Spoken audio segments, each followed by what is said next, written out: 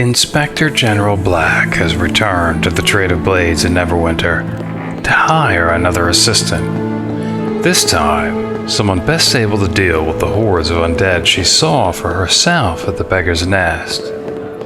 That someone is Linu. Lily completely forgot about the silver chalice from Meldanen's. Welcome back to the Trade of Blades, dear. What brings you here this time? Of course, Lily has returned to hire Linu. Alright, but her mission is still confidential.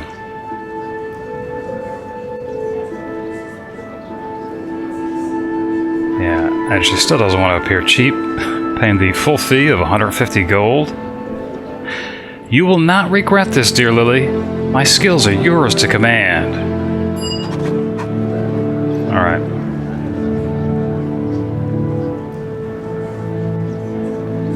Linu La'neral, an elven priestess of Sehanine Moonbow, the Lady of Dreams. She seems older than her years, only 154 summers, putting her birth in the year of the swimming cats. Bones isn't sure what to make of it. He hates the water. Besides, a charming set of brown curls wrapped about her diminutive yet athletic frame are bands of leather, each seemingly dedicated to unique muscle. Lily's impressed with her physique, not to mention jealous of her red leather boots, and imagines she has an inner strength to match. And she gave Lily a flower. It was touching, actually. Such a fragile gift from the forceful-looking servant of the goddess of mysteries. A puce-colored Dahlia, a famous export from Furthinghome and Aglarond in the east. Linu almost sounds embarrassed when asked about the necklace, as it's the last bit of wealth she has to pay her way in Neverwinter. Her mistress announces she'll no longer have to suffer Master Cale's free house. She will instead have a private room all her own at the Moonstone Mask.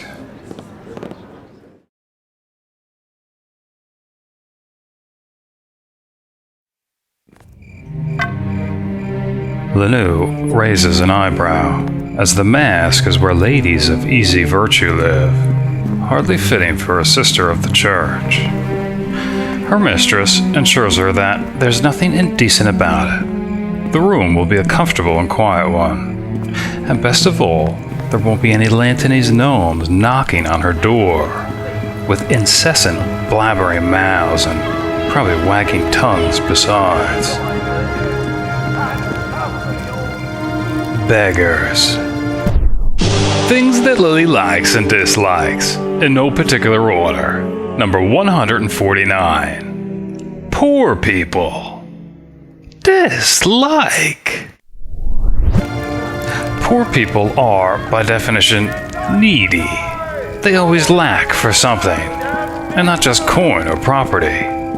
Wit. They're lucky if they can count how many teeth they're missing. And manners. Never do they seem to know how to respond to their betters. It's either with brash insolence or overdone niceties that expose them for the unlearned lot that they really are. Or even just a general sense of cleanliness. The poorer they are, the dirtier they seem. As if jumping in the river weren't free. They'll blame their lord, their country, their neighbor, but never themselves. They'll never admit they're just plain lazy. If the beggars of Beggar's Nest cared to improve their lot, an army of poor would have likely solved the undead infestation already. Hello. This is Manos, I guess, manning the gate to the Beggar's Nest. Lily Black, I've heard of what you're doing in Neverwinter. I'm sure you sort out the Beggar's Nest in no time. I'm sorry, give me a moment. The smell of the burning corpses is getting to me. As if the plague isn't bad enough on its own, and now the Beggar's Nest is even worse. Have you heard? Not sure Lily has. Please help me. It's a nightmare in there. Zombies are everywhere. We're keeping the city core secure, but damned if we can do much for the nest. That almost sounds like a Sub-quarantine. As a guard, you'll be allowed to pass. Other than that, we've tried to keep it sealed. The plague is worse than the nest, and now there's undead. The zombie threat is keeping people in their homes, so there haven't been many confrontations between the guards and people trying to break quarantine. The Helmites were allowed in to establish a shrine. It's interesting. I hear they continue to grant blessings. I doubt they counted on the undead infestation, though. Lend me something for a day or two. Some good port. Yeah, asking if there's any more guards beyond the gate. Alright, some on the other side. They were supposed to keep the plague victims from rioting, but now they mostly contain the undead. It's an impossible job. We don't have the manpower to maintain patrols. Hopefully you'll be able to help us with that. You should speak to Harben Ashensmith. He's been organizing people to keep them safe. He's in the Shining Serpent Tavern. Alright, asking who he is. He's a friend of the guards. Not sure of his official rank. He doesn't like to use it much. He prefers to stand with the rank and file. Alright, so he'll be able to give Lilly more information. If he's still there and alive, that is. Alright, asking if he has anything to report about creatures. Arbeth has you looking for those, Sorry, I can't help you. I haven't heard anything about them. They're probably all dead. That's some guess, okay? Of course, being dead hasn't stopped all the zombies in the nest. Can't count on anything to make sense right now. Alright. I don't hold much hope for the district. It's the worst hit by the plague, and now the undead are killing everything. Harben? Hopefully no relation to Herban, Sir Dyer. Otherwise, she needs to make sure Linu's ready. Hey there, dear. What can I do for you? Yeah, I think Lilly wants to make sure Linu's prepared.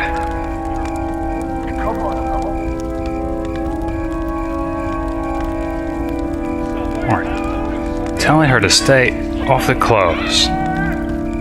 That's the way I prefer it too. Closer and easier to heal.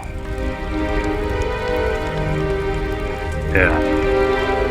And I guess, well, it hasn't quite come up yet, but not to worry about anything that might be locked. That's what she has bones for. Yeah. She's admitting she's not very good at breaking into things anyway. Yeah, and this is interesting. Lilly prefer Linu heal her at the first sign of injury. It shall be done.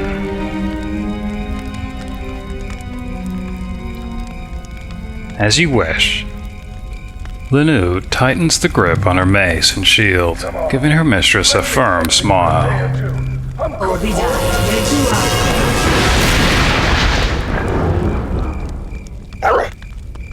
With her priestesses, panthers, and predators in line, Inspector General Black is ready to enter the Beggar's Nest.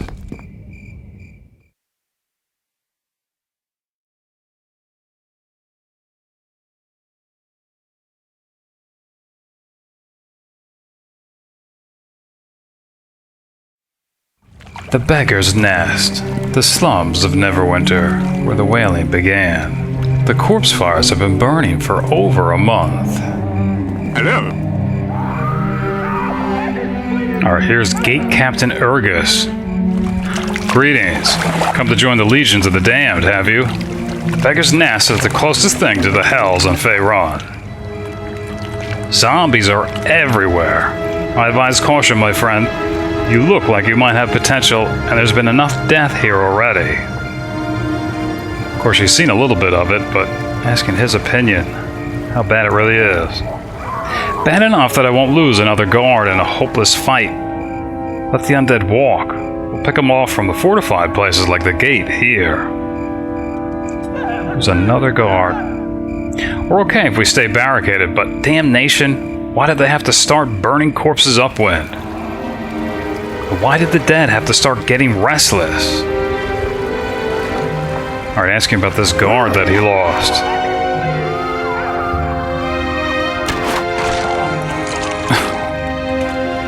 There they are, approaching the gate.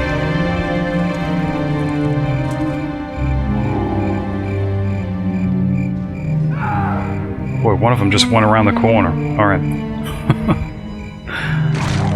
As long as it's not going to distract Gate Captain Ergus. Alright.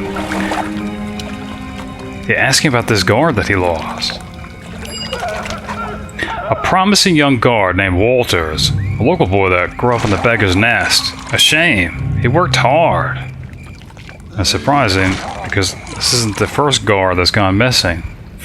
Evil shall not prevail! He pulled himself up, he did, and didn't join a gang like most of his friends. Now he's probably dead to a zombie. Asking where he was seen last. Last I saw, he was heading out to patrol. Couldn't tell him not to. He's got old friends in the district, I guess. Alright, saying his patrol is in the northeast.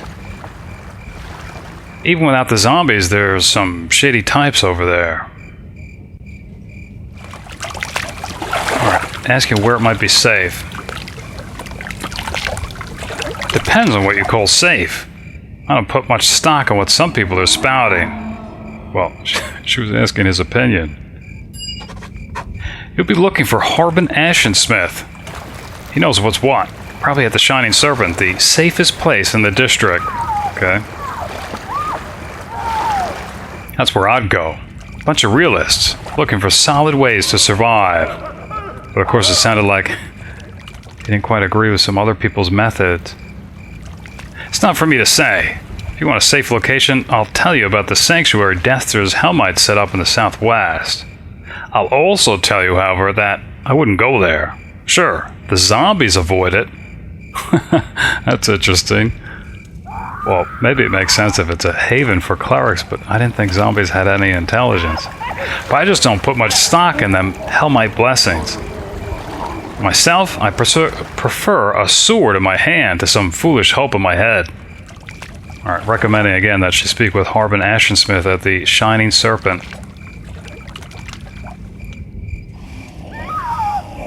Alright, also asking if he has anything to report about the Waterdavian creatures. Arbeth got you hunting for those. I was briefed by Lady Arbeth, but she didn't tell me much about it. Nothing useful anyway. They were for a spell or something, right? Some secret this is. Bah, I won't risk my men on a scavenger hunt. Search if you want. Nothing to do with me. Alright. That guard never returned. I wonder if he met his end around the corner. Alright. I'd get yourself to the Shining Serpent. There's too many undead. And some citizens are just as vicious. On their way to the Shining Serpent Inn, Lilly, intrigued by the name, asks Linu about her goddess, Sehanine Moonbow, and gets more than she bargained for, as Linu goes on at length about the Lady of Dreams. Sehanine Moonbow, also known as the Daughter of the Night Skies, or the Luminous Cloud, is one of the mightiest of the female deities of the elven Seldarine, the elven pantheon of gods led by Corellon Larethian. Some say her tears, mingled with Corellon's blood, formed the elven race itself.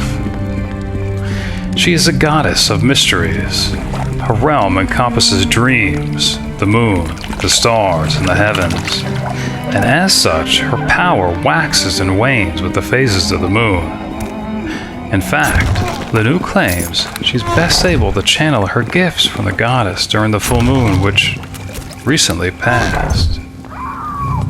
Linu, though, doesn't divulge some of the more private aspects of her faith to her mistress, at least just yet, such as holy days. Sehanine's faithful celebrate every month beneath the light of the full moon at what they call Lunar Hallowings. It's a time for personal meditation as well as communal trance, usually followed by free-form dancing that lasts until the first rays of dawn. Otherwise, once a year they gather on the night of the Feast of the Moon, a Realmsian annual holiday, to perform the mystic rites of the Luminous Cloud. It's much like a lunar Hallowing, except that Sehanine herself manifests, and the worshippers are transformed into shimmering silver lights able to travel the heavens. There, during their mystical flights across the sky, Sehanine reveals sacred mysteries and secrets to each, depending on their spiritual maturity.